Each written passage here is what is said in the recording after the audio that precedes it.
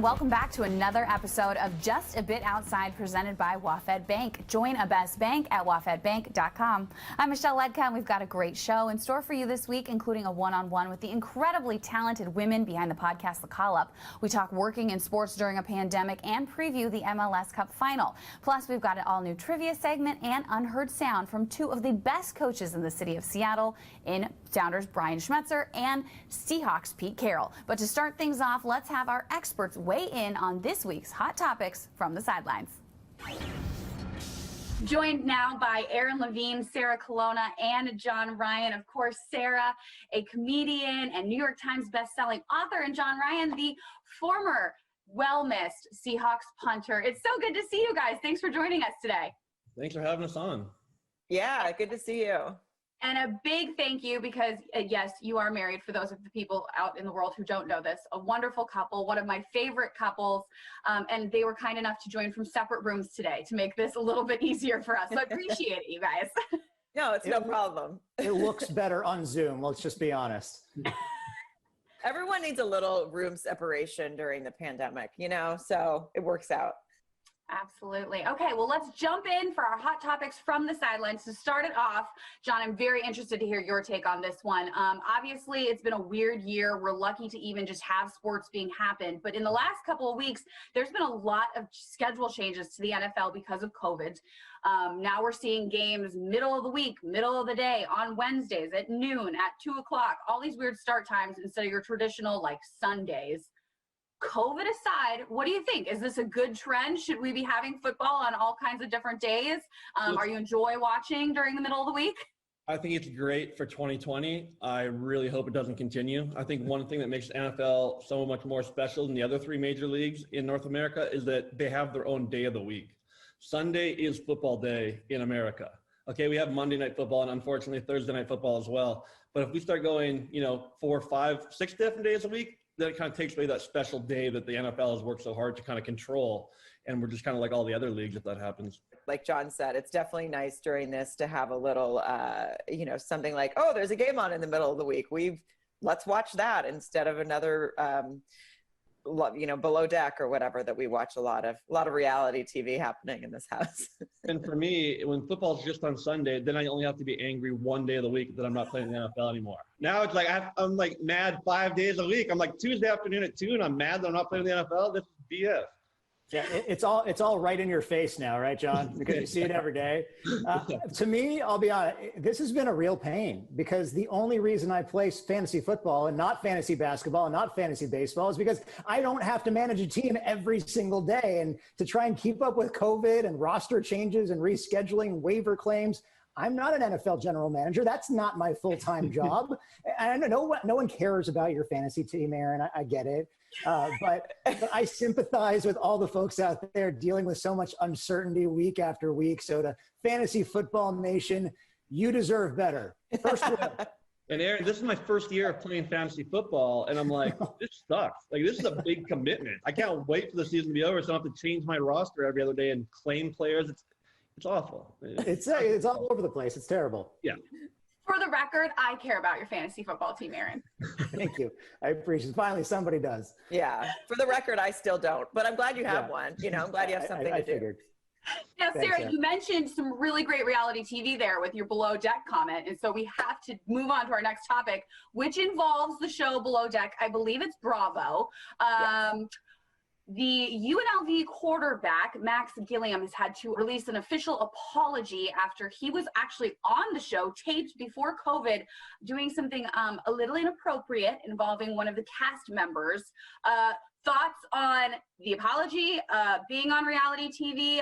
Did he get paid for reality TV? How does that work with NCAA rules? Just, there's a lot to digest here. Oh, that's true. I didn't think about the payment thing. I would imagine, I don't know. I mean, I think I don't even know how it works, but I would say no matter what, if you're going to be on Below Deck or any of those shows, which believe me, Jon and I have discussed because we're like, we want to go on a yacht. But you're going to have to apologize afterwards because no matter what, they're doing their best to make you, the bad guy on that show. So if you don't want to ever have to apologize for anything, I think you have to steer clear of reality TV and also alcohol. And those combined, you're really going to have a problem. We also have to remember here, UNLV is 0-5 in college football. And I would say that Max Gilliam, or whatever his name is, probably has a better chance of being a future reality television star than becoming an NFL quarterback. And we hadn't heard about him before now. So, potentially embarrassing to him and his family and those around him, maybe. And do I condone what he did? Taking a look at the story, absolutely not. But he didn't break the law here. He wasn't arrested. It's gotten him some notoriety. And I'm not saying this is okay, but I'm probably getting a couple high fives inside the locker room somewhere. So it's all about the image that he wants to portray. And if this is something that he wants to be known as going forward, maybe it's a springboard for him to pursue a platform like that. If not, it's just incredibly embarrassing to his intended image. When I first heard this story, my first reaction was UNLV still has a football team. Like, I feel like this. Exactly. Like, what? Like, I thought I knew they still have basketball. I didn't know they even still had a football program. So, I mean, this guy, it was just like, the second this guy went on the show, I'm like, this is going to be a disaster.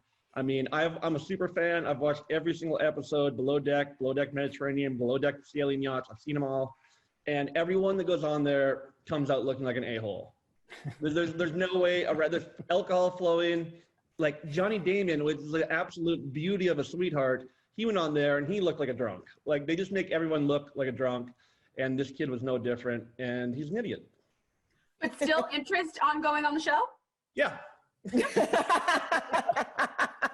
don't care about our reputations anymore. It's 2020. Put it all out there, right? All right, and our last hot topic, guys. This one's kind of fun. Earlier this week, the Olympics, or whoever makes the decisions about the Olympics, I would imagine it's the Olympic Committee, announced that in the 2024 Paris Olympics, they are going to be adding breakdancing, skateboarding, surfing, and sport climbing. I'm not sure what sport climbing is, but these are some fun activities. Are you looking forward to seeing those at the Olympics? Yes, especially breakdancing. I mean, I went to high school with a guy named Ricky Walden, I believe was his name, and he was quite a breakdancer. So I don't know if he can still pull those moves that he pulled in the 90s, but if so, this is his shot. I love this because you know what it made me do? It made me go to the Olympic webpage, and they have all the sports listed there with the stick figure images of the sport represented. And trust me when I say that the new stick figure images for skateboarding, surfing, and sport climbing are awesome. I'm a little disappointed with the one for breakdancing though, Sarah, because all they did, they took the same stick figure from gymnastics of a figure kind of doing a one-handed headstand on the pommel horse, and they just they inverted it and erased the pommel horse from it. So not much creativity there. No, but the other ones. Yeah, that's cheating. It should have been like on your back or something. Like you could spin it, you could twirl spinning it. around, like, exactly. Yeah. The other images though are pretty cool. I mean, if sport climbing is anything like the image says, where it's like a guy hanging off the cliff of a rock like that, like a rock wall that's close to parallel to the ground, that's something that I would definitely watch. Same. I think that I'm all for the skateboarding, the surfing. I'm against the breakdancing. Wow. I mean, I would like to see Sarah's ex-boyfriend. I don't know, Ricky Walden compete, but I feel like whenever the first step in your sport is to lay down cardboard, it's not a real sport. Okay? It's like, I think that they are athletic, but I don't think it should be an Olympic sport. And I won't watch it unless Ricky Walden's in it. The optics would be so much better if they actually laid down a piece of cardboard along with a little tin cup next to it for people to walk by and drop the coins in, right? Yes. Like that. There's nothing more I enjoy. And this happens actually the last time I was in LA. I feel like you guys will appreciate this. Venice Beach. There was like this street dancing crew that came out of nowhere and they like hyped the crowd out and put their cup down and like all that stuff. So maybe they can join your friend from high school, Sarah, and they can make a team. I mean, it's like, it's everyone's shot, and John, you don't have to enjoy it, but let the rest of us live. It's 2020. We need something to watch. You can watch Below Deck, John, while Sarah watches the Olympics. Perfect. In separate rooms, just like now. Because that's not weird at all. Sarah, John, as always, appreciate your takes, your insights. So fun seeing you guys. I appreciate you being a part of Just a Bit Outside. We'll have to have you back again another time. 100%. Thanks for having us, guys. Good to see you. Good to see you. Up next, I had the pleasure of catching up with two of the most prominent voices in Major League Soccer. Jillian Sakovits, a reporter and host for MLS and Atlanta United, and Susannah Collins, a reporter and host for MLSsoccer.com. The two are also the hosts of the fabulous podcast, The Call Up. Plenty to chat about here on Just a Bit Outside, so take a listen. Joined now by the fabulous, wonderful folks from MLS Soccer, Jillian Sakovits and Susannah Collins, amazing hosts and reporters, and of course, the co-hosts of the fabulous Major League Soccer podcast, The Call Up. Ladies, thanks so much for joining me today. Yay, we're so happy to be here. Thanks for having us, Michelle. Thanks for having us at this virtual Christmas party. I know, check this out. Happy holidays. Very festive. Very festive. Happy holidays, you guys. And obviously, I'm glad I got the memo because I did my best. Let's see. Oh, that's a great shirt. Christmas. Yep. Oops, I can't even stand here. Merry Christmas, you filthy animals.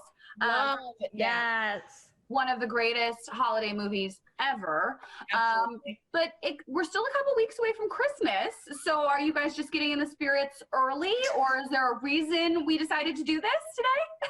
Well, two things. Number one, I'll tell you, Michelle, I put my tree up like almost a month ago because I just figured as soon as Halloween was over, I was like, you know what?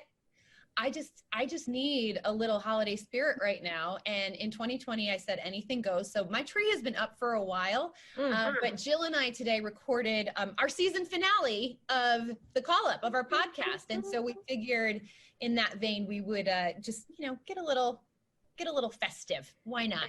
And I'll admit this came from Amazon.com maybe yesterday because Susannah Collins said on Friday, oh guys, we have to wear festive sweaters. And Suze is very good with themes. Me, it's not really my thing. We all have our strong suits. And I said, where do I get a Christmas sweater right now?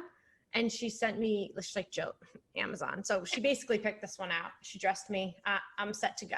But I do want to talk about The Call Up. You just wrapped up your second season of this awesome podcast that you guys have done where you guys get some of the biggest names, not just in soccer's world, but entertainment, everything. Break it down for me, for somebody who hasn't checked out The Call Up yet. What is the whole premise behind this podcast?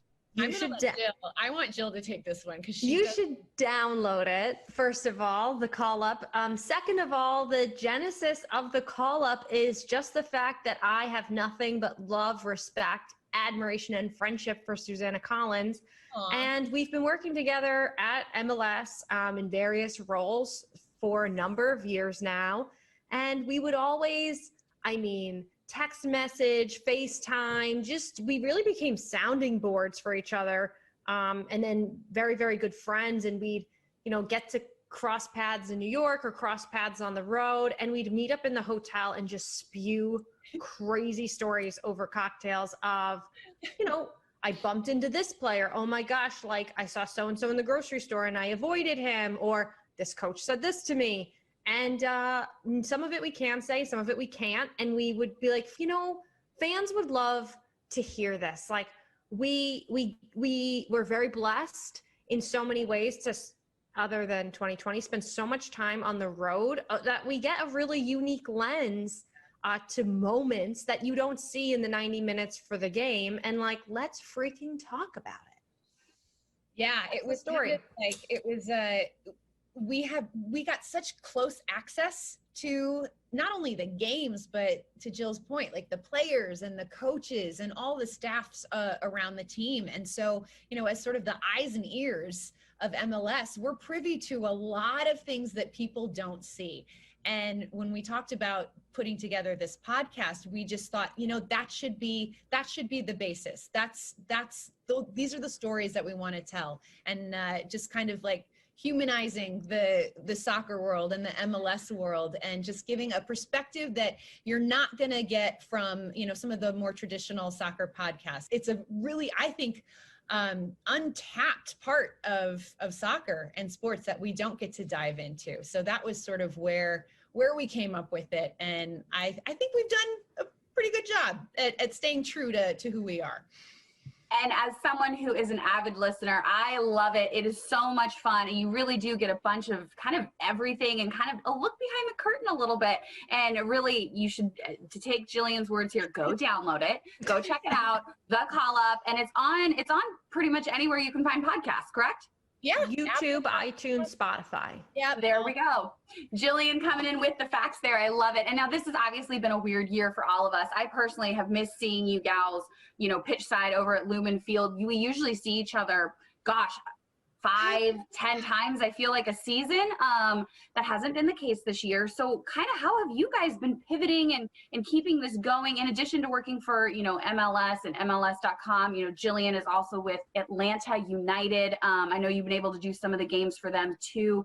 How have you guys been handling working in sports in 2020? Well, I think like everybody, it was just, and I've said this before, it's just, there's no roadmap for this. You know, there's no blueprint that says this is how you cover sports when a global pandemic and there are no sports happening. You know, like it was like, wow, we really had to get super creative. And so for Jill and I, the podcast was a blessing because it was already sort of, you know, not so much what happens on the field, but more what happens off the field. And so we were able to really dive into that a lot. That was a huge focus. We typically did it every other week. And during the course of the pandemic, we were doing it every week. So we got more episodes, got to talk to more coaches, more players. And then on the MLSsoccer.com side of things, it was like, where can we find content? You know, we've got players at home.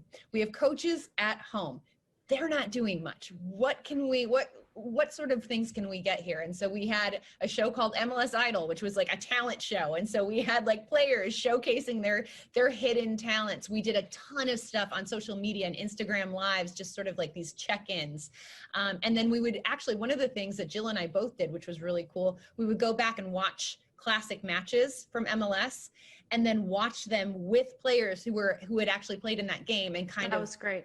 do like a commentary with them and sort of hit on some of the things and the storylines, the narratives that you might not have noticed during those matches. So it was crazy. There was a lot of pivoting, but I think ultimately, you know, we pulled it off and just kind of dug deep. And I think we're pretty proud of the content that we were able to put out.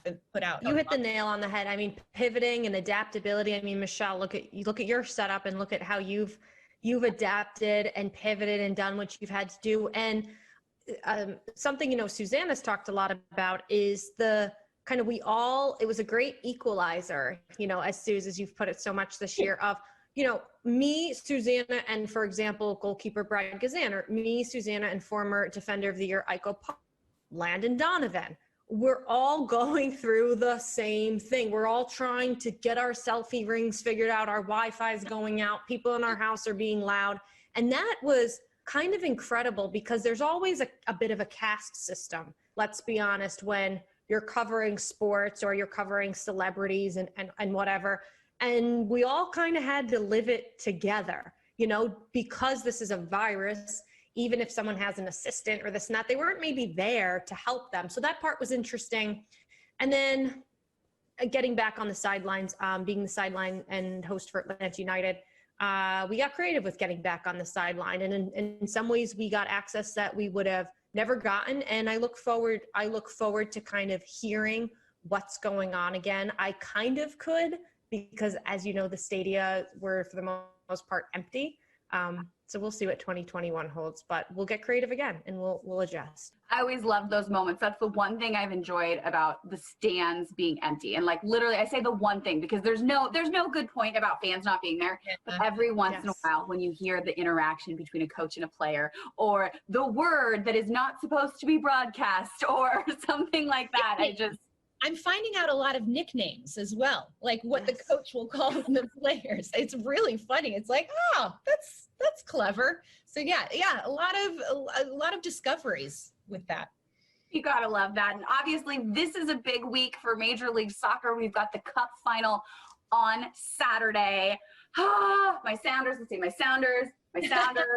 My Sounders. Well represented. I might be a Sounders fan. My Sounders are back in the final for the 4th time in 5 years, taking on Columbus. First of all, I'm really sad that the three of us will not be at the match because we were all at CenturyLink Field last year when the Sounders won together.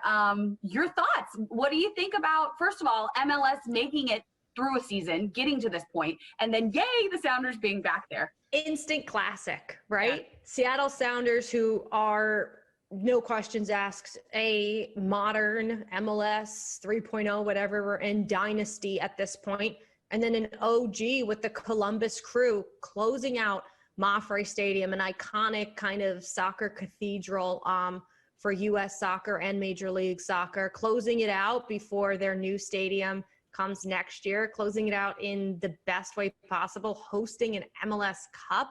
And heck yes to what the Seattle Sounders have done. You know, I feel like I can remember so well 2016 when the Seattle Sounders kind of jumped on this whole run of beginning of the year, Obafemi Martins goes to China, and they're like, it's like, it reminded me of Atlanta United this year.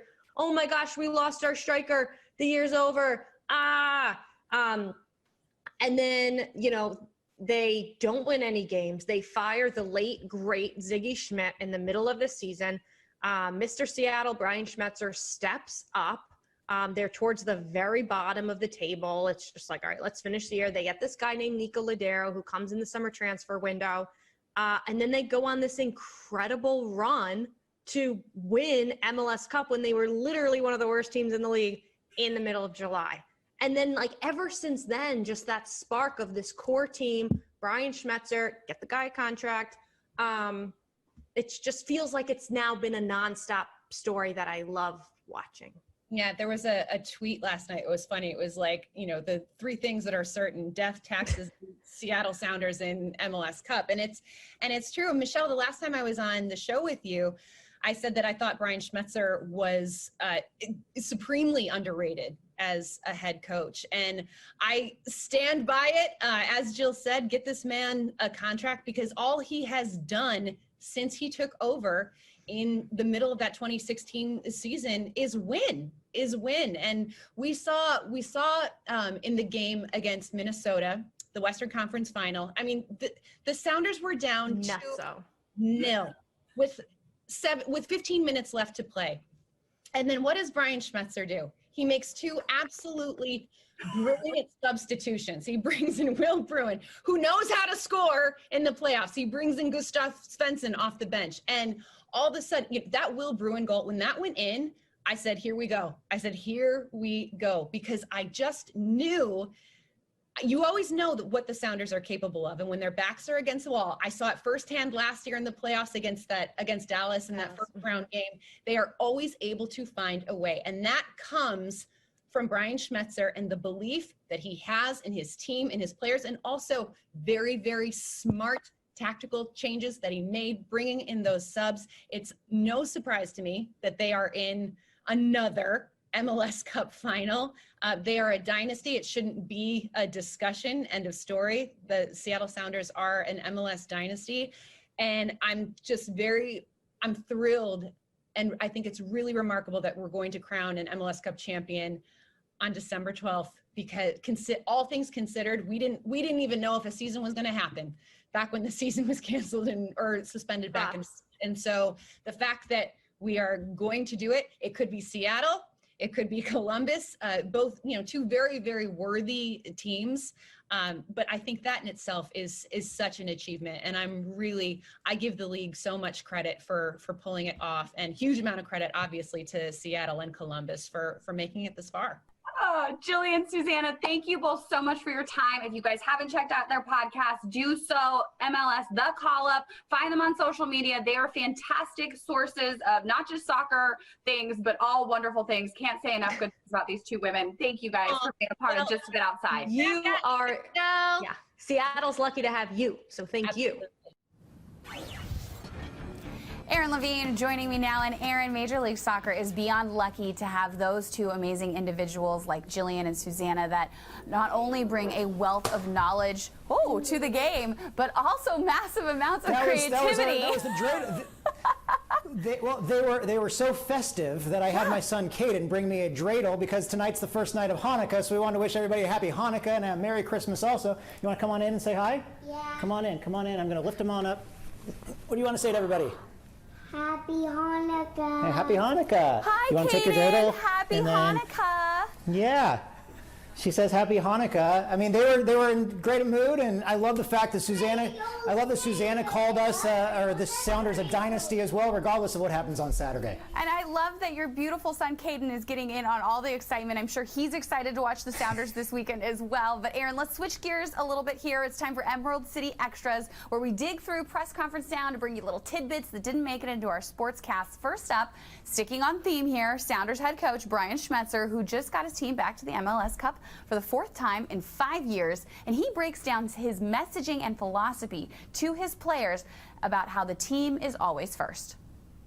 Look across the locker room. Look at the guy sitting across from you. Look at the guy on your right. Look at the guy on your left. These are the guys that you work with every single day.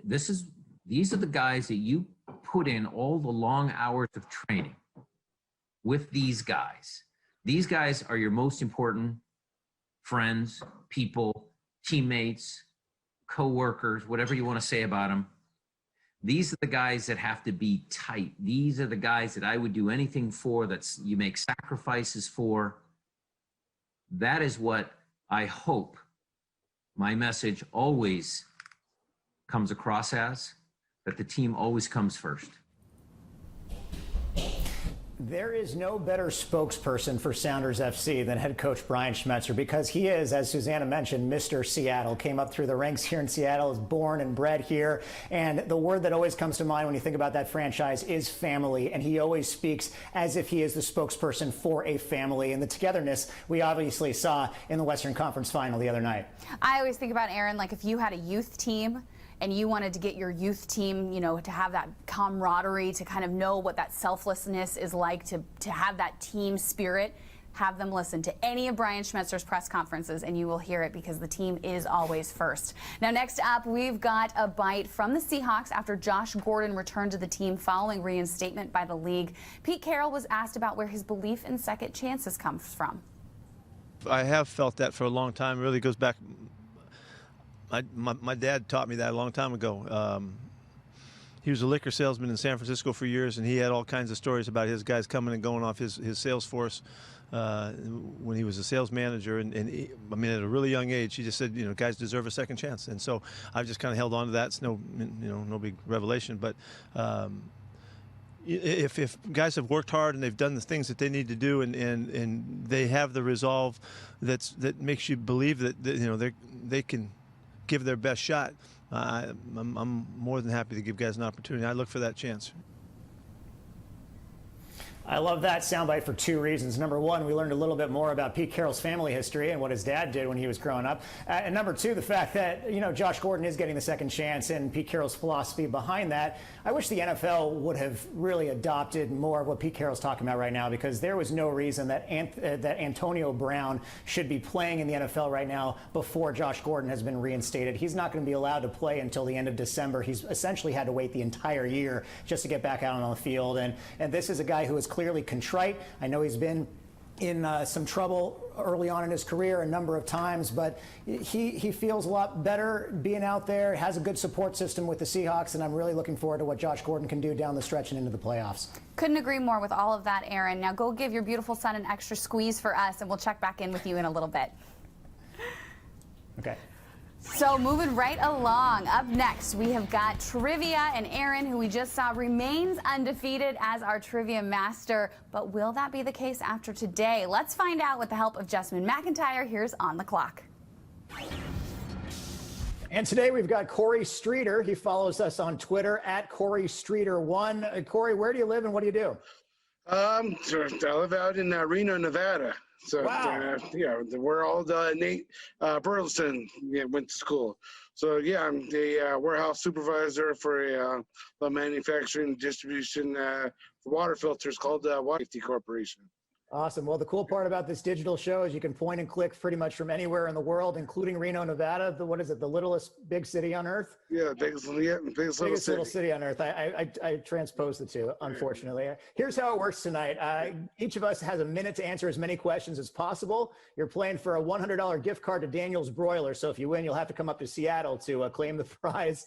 We'll send it to you either way. You have to beat me outright to win. A tie goes to the house. I also want to mention that these trivia questions are provided by our friend, the Fish, Jeff Aaron's Fame Trivia USA. Be sure to check them out at Fame Trivia USA on Facebook. They host trivia nights all over the area, and they are a ton of fun.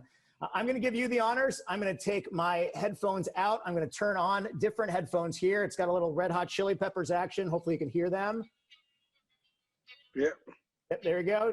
And Jessamine McIntyre is standing by, so take it away, Jessamine.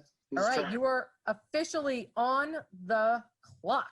Right. What company makes a product known as the Quicker Picker Upper? Swiffer. The Swiffer, Spirit yeah. of St. Louis, Spruce Goose, and Memphis Belle are nicknames of what? Boats.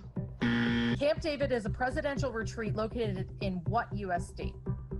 Maryland. What is the name of the town in New Mexico that is the fitting home for the International UFO Museum and Research Center? Roswell. What vegetable complements a dry martini known as a Gibson? Celery. Which Hall of Fame quarterback's career ended with a 62-7 loss in a year 2000 playoff game to the Jacksonville Jaguars? Many consider it the worst farewell game of all times. Gosh, Dan Marino. Movie trivia. Which two actors teamed up for Money Train and White Men Can't Jump? Woody Harrelson and Wesley Snipes. All right, that'll do it. Little Heyo action from Red Hot Chili Peppers. Let me turn that off. And okay, I'm ready to go. Okay, Aaron, let's go. You are officially on the clock. What company makes a product known as the Quicker Picker Upper? Bounty. Spirit of St. Louis, Spruce Goose, and Memphis Belle are nicknames of what? Planes. What is the name of a town in New Mexico that is the fitting home to the International UFO Museum and Research Center? Roswell. Drinking trivia. What is a vegetable complements a dry martini known as a Gibson? Onion. Which Hall of Fame quarterback's career ended with a 62-7 loss in the year 2000 playoff game to the Jacksonville Jaguars? Many consider it the worst farewell game of all time. Pass. Which came first, Rolling Stones magazine, the Rolling Stones band, or Bob Dylan's song, Like a Rolling Stone? Bob Dylan's song. And movie trivia. Which two actors teamed up for Money Train and White Men Can't Jump? Woody Harrelson and Wesley Snipes. All right, that will do it. Got to get the right questions. But just for playing, we've got a Q13 Fox coffee mug for you. So thank you so much for playing. We'll send that out to Reno, Nevada. Might take a little while, longer than it would if we're sending it in the Seattle area. But thank you so much again. Shout out to everyone. I'll give even a go Wolfpack too, right? Right, yes. Woo! You a Seahawks fan too or no? Oh, diehard. Yes. Love it. The 12s representing all over the world. Corey Streeter, thanks so much for joining us. And we'll talk to you soon. All right. Thank you. Here are the answers. Bounty paper towels are the Quicker Picker Upper. The Spirit of St. Louis, Spruce Goose, and Memphis Belle are all airplanes. Camp David is in Maryland. Roswell, New Mexico is home to the International UFC Museum. And an onion complements a dry martini in a Gibson. Dan Marino's career came to an end after a 62-7 loss to the Jaguars. The band, the Rolling Stones, was first. And Woody Harrelson and Wesley Snipes teamed up in Money Train and White Men Can't Jump. Michelle, let's keep the streak going next week. I love it, Aaron. I definitely had to sing the Bounty theme song during that question. I was like, the Quicker Picker Upper, Bounty. Anyway, that's my contribution to trivia, so I'm really glad that you handle that segment. Now, if you out there want to take on Aaron and be a part of On the Clock, just head over to Twitter and send a note to Aaron at AaronQ13Fox for your chance to join us on the show.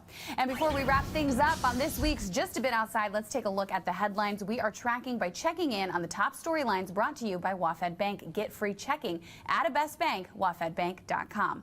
First up, like we've mentioned several times already in the show, the Sounders are looking to bring home their third MLS Cup championship title this Saturday as they take on the Columbus Crew in the final. That match kicks off at 5 o'clock on Q13 Fox. It's unclear right now if the Huskies will have a football game this weekend after the team had to suspend all activities as they monitor COVID-19 test results. If the Huskies cannot play Oregon this weekend, there is still a chance, though, that they would head into the Pac-12 championship game next week with a 3-1 record. And lastly, some changes coming to minor league baseball as a result of the 2020 seasons being canceled. The Mariners have cut their affiliates to receive invitations from Major League Baseball from 6 or 7 to just 4 teams, including AAA Tacoma and Single A Everett. MLB is handling the downsizing, and at this time, Tacoma is asking for more clarity before they accept the affiliation. Crazy times that hopefully soon we will recover from, that is. I don't know if you'll recover from my singing. Aaron, I hope you enjoyed that. But now let's get your picks for this week's In Against All Odds.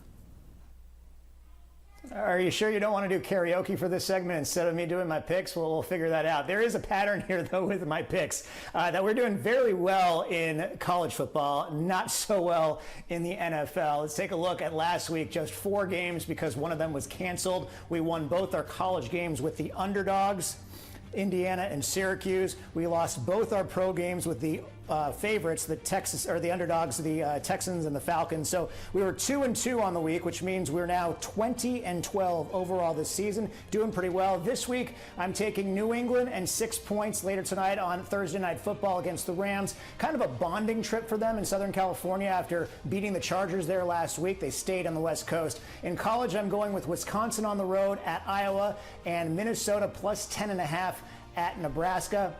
Back to the pros on Sunday, I'll take the Colts minus 2.5 at Las Vegas and the Chargers minus 2.5 at home against Atlanta. I'm not sure which is a better bet this week. The fact that we go 5-0 or one of those games being canceled because of COVID reasons. I would probably go with the latter than the former, Michelle.